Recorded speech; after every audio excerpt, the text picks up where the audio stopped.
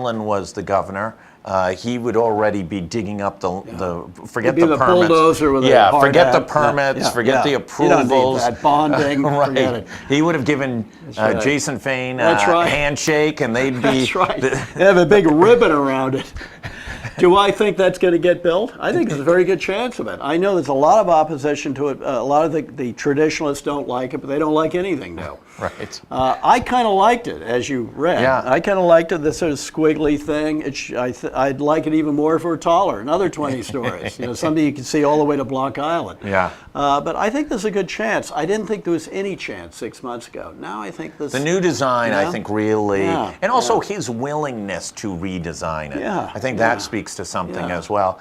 But also, the first version looked very Dubai-ish. No, I thought it looked like a condo tower in Fort Lee, New Jersey. I will show you what I mean. Yeah. But the new one seems like it could be in a Spanish major city. Like, it had a cool factor to it. Cordoba. That's right. Absolutely. Are we ready for that? Would that be? Would that spark? There's a tremendous, I'll misuse the word schizophrenia about that. I think there's a great desire for something new, something dramatic. We've been talking about the Fleet building, the Industrial National Bank building, doing something dramatic with that. My suggestion is tear it down, as you know. But so I think there's sort of a hunger for that. But on the other hand, especially among the well-off people around here, the traditional architecture people, they don't like it, and they would rather just that remain a vacant lot forever. So I'll buy that. It's like Joe's new hotel over there. They don't like that either. So they won't like it until it gets built. Right. And then they'll want to sell their house on the east side and move into it because it'll have the greatest views. It'll be iconic. I got to tell you a story. I used to work across the street from the World Trade Center. The two twin. I was there when they built it. I was working over near the stock exchange. We went down there. Everybody complained about it. Everybody hated it. There were obscene jokes, which I won't repeat, involving Nelson Rockefeller and so on. They went up. Anyway, they went up. Everybody hated it for a while. And by the time the terrorists tore it down, it become really more of a symbol of New York than the Empire State Building. It had become iconic. That overused word. But it was a demonstration of what you are, what you can be. That we're still confident. Right. The Rockefellers and Bill Ronan and stuff, New York was at its trough then. Yeah, you remember absolutely. that? It was just the pits. Right. And they said, no, we can still do big projects. This is the capital of big projects and inflated egos and all that stuff. And I think there's a kind of a craving for that at the same time among older and generally more affluent people who've they're well set. I've had a number of people say, if that thing gets built, I'm selling my house. It's like the people going to move to Canada. Yeah. Trump gets that they would move in. They would move in. Oh, no, 100% move in. Yeah, move at the top. Absolutely. Yeah. I mean, it would just be an amazing experience to look out. Absolutely. The head of a bay. You could see to Boston, and you could see Newport. And, if they use good materials, too. It's very important. If you use crummy materials, it looks...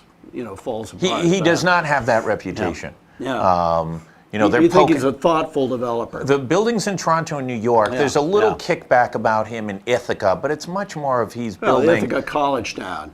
He's building functionally student housing. Over near Cornell. Absolutely. Cornell. And there's a little more poking at him, and I think there's probably some credibility to some of the issues there. But I think in the bigger cities where he builds real buildings. And built to last. And when you spend $200 or $300 million, exciting. I think it's really exciting. Of course, the delays. He complains the delays have already cost him another $100 million. He says it's GoLocal. He said it's $15 million a year. And he says, listen, at some point, I won't keep doing this. No, I can't. He says it's just you've got to constantly pay the lawyers. You've got to keep changing everything with the engineers, the architects. What he really needs to do is just keep spending on advertising, but he hasn't done any of that. We'll work on that. We'll fix that problem. But I think there's a kind of divided attitude. Again, older, more affluent, they claim they don't like it except for a few people who want to move into it. And then I think younger people, I think, are excited about it. I think you would see massive numbers of people from the east side. Yeah, that'd be great. People moving out of like Georgian brick mansion into the 43rd floor of the... Right. Yeah. Well, it's like the old joke about the Eiffel Tower. The Eiffel Tower is very controversial when they put it up. So some poet of the time, Baudelaire or somebody, said the only place he would ever eats in the Eiffel Tower, the only restaurant, is the restaurant in the Eiffel Tower, which is called the Jules Verne, because that's the only place you can be in Paris while having a look at the Eiffel Tower.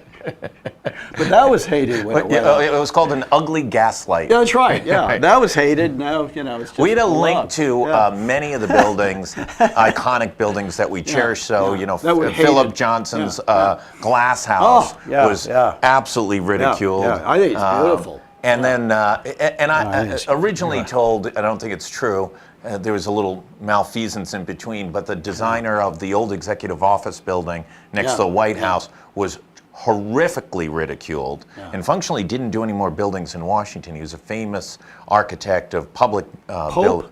Maybe it was Mr. Pope. No, something else. Yeah. And he ultimately committed suicide, but that was more of a financial decline than the architectural critique. So as long as we keep Will Morgan from completely crushing Jason Fain's confidence in this project. Maybe he's just doing this in order to extort a good rent for his penthouse on the 46th floor.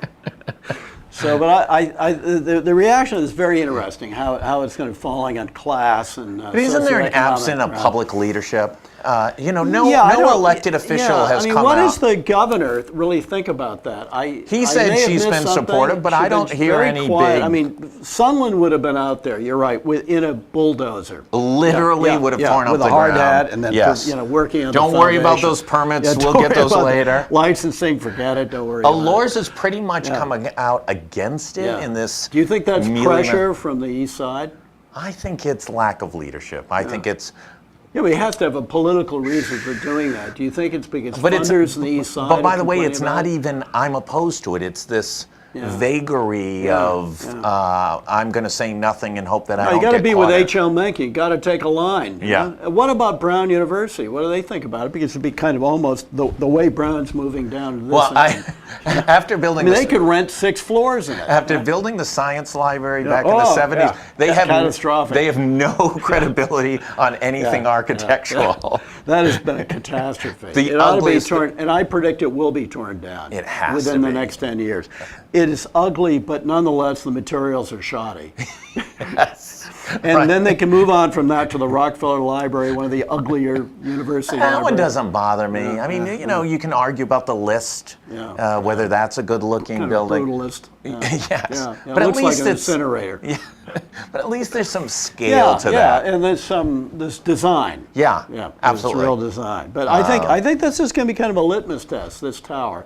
I'm guessing I agree 100%. For the way we see this area. Do we want to be a real city? For self-consciousness, for confidence, that sort of thing. And my sense now is it will go up by about, my sense, 51%, 52%. Well, I can tell you from having worked in communications, about 20% supported the improvements at the airport. Yeah, about That's right. High 20s supported the convention center. That's right. And they all hated low 20s supported Providence Place Mall, when proposed. That's right. And they just condemned it. I would get 25 letters to the editor every day from the same people, denouncing it. All living in the 02906. That's right. Well, no, there are a lot of angry people in the burbs, too. A lot of angry people in Burrillville with guns who would send me stuff. And a couple of times I had phone calls saying, "I know where you live." I said, "Of course you do. I'm in the phone book." Right.